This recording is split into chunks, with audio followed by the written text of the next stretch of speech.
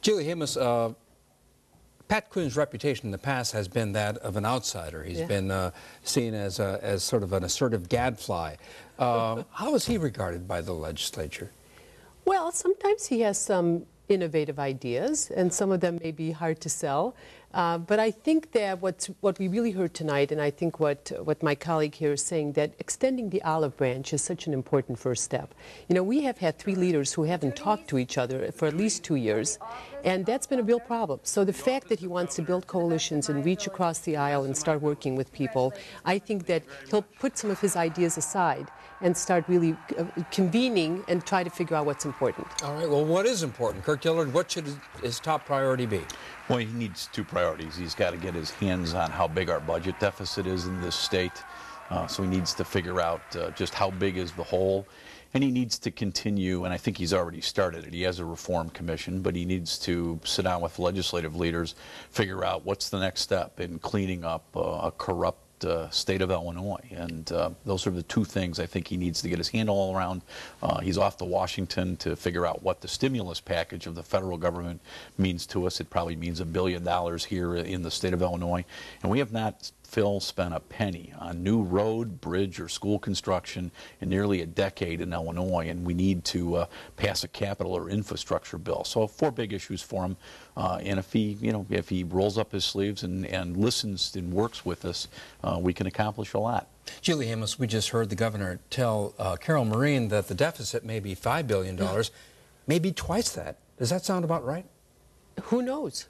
I mean, this is part of the problem, is that we haven't really been getting straight answers, and it's been very difficult to trust the former governor. And I think just putting, I think trying to get some good information is going to be the first step. But to add to really what the senator was saying, I wouldn't analyze those 4 problems in quite that way. I would start with the fact that we are hearing about this deep, growing economic crisis. And every day, these incredible stories of layoffs. We're starting to get emails from our constituents who are begging us for relief. Everything, people are bleeding. And everything we do, including analyzing the budget, analyzing a capital program, analyzing the federal economic recovery plan, has to be through that lens. How is this going to help people? And everything we do this year has to be looked at in a very different kind of way. For example, Kirk Dillard, one of the things we just heard the governor tell Carol was that he's not ruling anything out when she asked him about raising taxes. Your thoughts on that as a tool? Well, I think that's where he has to be. Certainly my colleagues in the Senate Republican caucus are not for an income tax increase, especially in a recession. I think we need to see what the federal stimulus package is. We think we can get a couple of $1 billion in savings if we finally manage our Medicaid program, which is costing us a lot. And above all, we need to put people to work in Illinois. And one thing I do worry about Governor Quinn is that he has said he wants to model himself after Governor Peter Altgeld. And remind us what Governor Altgeld did. He was a big labor governor, and I don't think we can do anything to hurt the business climate of Illinois. We've rated under Rod Blagojevich probably 44th to 48th in every national survey in job creation. I looked at Indiana and other states that have done much better. And I just hope that Governor Quinn doesn't do anything, get off on a populist kick that would make businesses flee or not, sustain jobs in the state of Illinois. And that is going to be the balancing act, obviously. What helps people? What can we really do to get through this economic crisis while at the same time not hurting business? And what kind of revenues are realistic to raise? I don't know that there's any easy solution to that one. I understand that you sent your constituents an email basically asking for feedback on what the priority should be. What are you hearing? Well, we don't yet know because we just sent it out today, but here's a really important statistic. 700 people have emailed back in the first few hours. So people are engaged. I think from the Barack Obama presidential campaign, when so many people participated, to watching the whole impeachment process, again, very much focused on what we're doing or not doing well.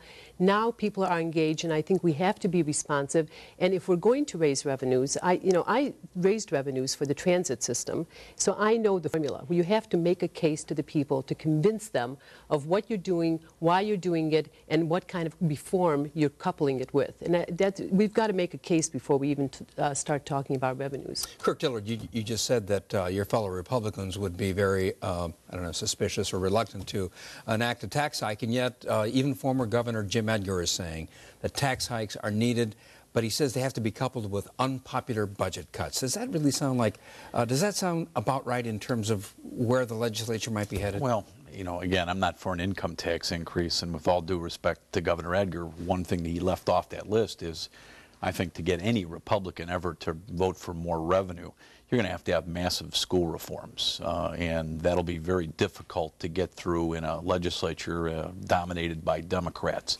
So, you know, before the money comes, I think you've got to show some significant reforms in education, as well as make some very, very difficult budget cuts. And I'd say you got to have a couple more years of pain, and you got to go make your case to the people of Illinois before you raise their income taxes and get the recession behind us. How about that, Julie Hamos? So much of the budget is in education and health care. Would Democrats really be willing to touch those areas? It's hard to cut a lot out of this budget. We know the state of the budget, and we've been decreasing every year. We're not paying our bills. The one thing about Pat Quinn is he has been around state government for 30 years, but he has not really focused in on education and health and human services. So he has a bit of a learning curve. He's a very smart man, but that's not the part of the budget he knows. It's going to be hard to reduce that. But again, I do tend to agree with my Republican colleague here that if we're going to sell the Illinois public right now on any kind of tax increase, we have to show that we are also reforming the system, producing better accountability, more transparency. That has to be part and parcel of any kind of revenue package. Speaking of reforms, ethics reforms, one of the things Kirk Dillard mentioned right at the beginning, and this is on the minds of so many people. In terms of the possibility or the timing of ethics reform, is it now or never, Kirk Dillard? Well, we've been working on ethics reforms. We didn't pass any ethics reforms for 25 years, and the President of the United States and I passed the first ethics bill, I think, 1997 or thereabouts. And we've been working on it for 10 years, and we knew that it would be piece by piece by piece. But we've got to continue. It's not enough. Certainly, I think we need a recall amendment so that the constitutional officers of the state, and I know Governor Quinn is for it, you know, we need recall. That would have saved us from the ordeal of the impeachment trial probably in the state Senate last week. There's talk of campaign limits of some kind. That's fine as long as it works for both corporations and labor unions and trial lawyers. How do you do that and make it fair? And I guess the last thing is, and I would be for this, is we need to stop the big transfers of money from one political campaign committee to another. And Julie, you know, works with the greatest of them all, Speaker Madigan. I've got the same issue in the state Senate, where the leaders of the legislature, the four leaders, transfer huge amounts of money to candidates, and therefore they control the process. And we need, I think, to take that ability to transfer those huge sums of money away from the legislative leaders. It is now or never. I think this is the year that we are going to have some serious ethics reform. I think that Governor Quinn did a good thing by having this outside group come in and take a new look at what we need to do. In addition to that, there's a group, Dawn Clark-Natchab, Mikva, a very smart group, sort of a self-appointed blue ribbon commission, if you will, who is also looking at some ethics reforms. And I think they're going to come up with some interesting proposals. We need to be open to that. People like us who want to see that done, this is the year to do it.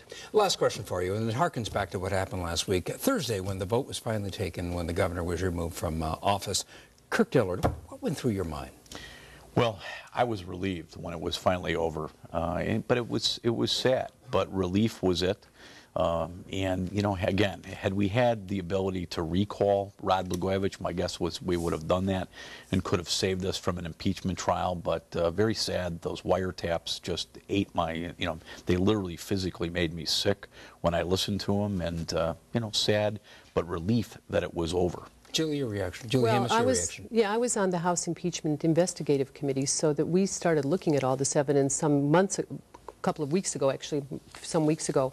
But when we had our vote in the House, and the Speaker announced the governor is now impeached, it took the breath away. There's nothing like that feeling, to know that we are setting this historic precedent, and for a long time to come, people will be looking at what we did in the Illinois legislature this month. Julie Hamos, Kirk Dillard, thank you so much for being here. Thanks, I appreciate it. Thank you.